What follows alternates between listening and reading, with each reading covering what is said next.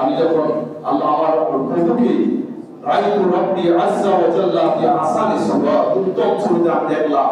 আমার প্রভু বললেন আপনি কি জানেন আলা ফিমা ইয়াতাসিমুল মালাউল আলা ফেরেশতাদের মধ্যে কি নিয়ে কথা তর্ক বিতর্ক হয়েছিল। আল্লাহ হাবিব বললেন কুনতু আনতা আলা ওয়া বললাম রাব্বুল আলামিন আপনি অধিক ভালো জানেন।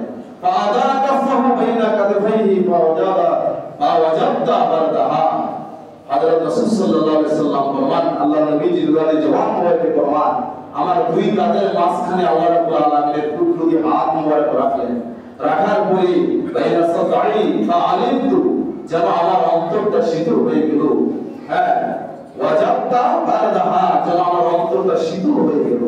আমার অন্তর যেন কি হয়ে গেল শীতল হয়ে গেল।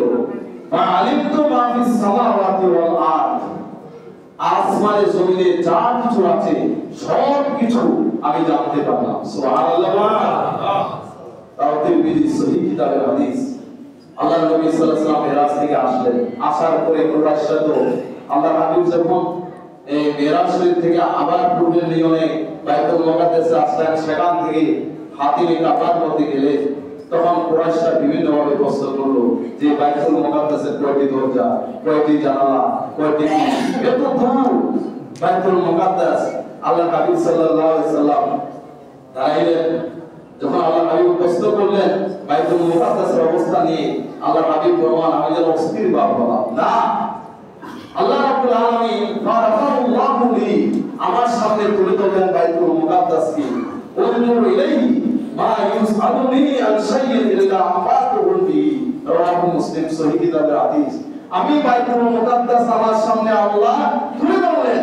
আমি কয়টা জানালা, কয়টা দরজা, কয়টা কি বিস্তারিত ভাবে আমি মক্কাবাসী কুরাইশদেরকে জানিয়ে দিলাম। সুবহানাল্লাহ। আওয়াজ দিয়ে সুবহানাল্লাহ। আমি তার দিকে তাকিয়ে তাকিয়ে বাইতুল মুকাদ্দাসের দিকে আমি সব কিছু বলে দিলাম।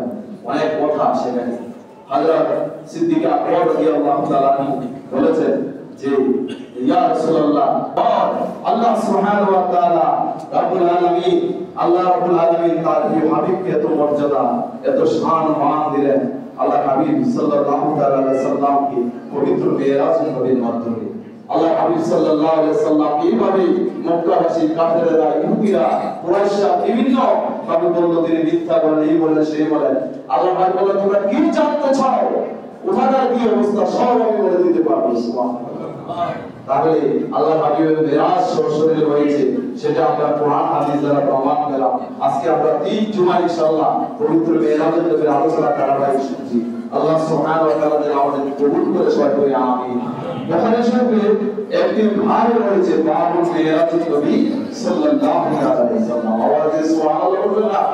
পবিত্র মেরাজুন নবী নিয়ে ওখানে শুনবে একটি ভাগ রয়েছে। বলেছিলাম যে 34 জন প্রসিদ্ধ সাহাবা আল্লাহর হাবিবের মেরাজুন নবী নিয়ে হাদিস বর্ণনা করেছেন। আওয়াজে সুবহানাল্লাহ। তাহলে আজকে যারা মেরাজুন নবীকে অস্বীকার করে পশ্চিম জগৎ তারা ইমানদার হতে পারে না। আমাদের সামনে পবিত্র মেরাজুন নবী সাল্লাল্লাহু আলাইহি ওয়াসাল্লাম, ঠিক কি না? সোমবারের দিন প্রোগ্রাম, সেখানে আমরা এই দরবারটা কাদরিয়া তরিকা অনুযায়ী উসুল অনুযায়ী চলে, ঠিক কি না? সেখানে সালাতুল খায়র 100 করা হয়। সেখানে মানসাল্লাহ ফিহা বিআতু রাকাতান 100 রাকাতে সালাতুল খায়র নামাজ আদায় করলে আসসালামু তাআলা ইলাইহি নিয়াতান 100 ফেরেশতা আল্লাহ রাব্বুল আলামিন পৃথিবীতে কি করেন? নাযিল করেন। হ্যাঁ, মালাকুস রাসূলুল্লাহ ইয়ামশুনা ফিল জান্নাহ, 30 জন ফেরেশতা জান্নাতে সুসংবাদ দেয়। ওয়া সালাসুনা ইয়ামরুনা বিল আযাবিল নার, 30 জন ফেরেশতা আযাব থেকে নিরাপত্তার জন্য কামনা করে। ওয়া সালাসুনা ইয়াদফাউনা আনহু আফাতুদ দুনিয়া ওয়া, আর 30 জন ফেরেশতা মানুষের দুনিয়া ভালো মুসিবত দূর হওয়ার জন্য আল্লাহর দরবারে প্রার্থনা করে। ওয়া ইয়াদফাউনা আনহু মাকাইদাশ শাইতান, আর 10 জন ফেরেশতা শয়তান থেকে যেন বাঁচতে পারে এজন্য তারা আল্লাহর দরবারে ফরিয়াদ করে। সুবহানাল্লাহ। অনেক সুন্দর, অনেক ফজিলত রয়েছে। আর শবে মেরাজের দিন যে রোজা রাখবে, রাতে নামাজ পড়বে, বলা হয় যে 60 মাস রোজা রাখার পরিমাণ সওয়াব তার আমলনামায় লেখা হবে। সুবহানাল্লাহ। আপনার হাদিসের মধ্যে রয়েছে যে দিনের বেলা রোজা রাখবে, রাতের বেলা ইবাদত করবে, আল্লাহ রাসূল সাল্লাল্লাহু আলাইহি সাল্লাম প্রমাণ যে 100 বছর রোজা রাখা ইবাদত করা পরিমাণ সমপরিমাণ সওয়াব তার আমলনামায় আল্লাহ রাব্বুল আলামিন লিখে দেন সুবহানাল্লাহ। আল্লাহ যেন আমাদের সকলকে পবিত্র মেরাজুন নবীর রাতে বেশি বেশি নেক আমল করতে পারে, আমরা যেন প্রত্যেকে সঠিকভাবে মেরাজুন নবীকে আদায় করতে পারি, আমরা যেন নবী পাকের প্রেম ভালোবাসা নবী পাকের মেরাজ আমাদের অন্তরে ধারণ করতে পারি। আল্লাহ যেন তৌফিক দান করে সকলে আমিন। আল্লাহ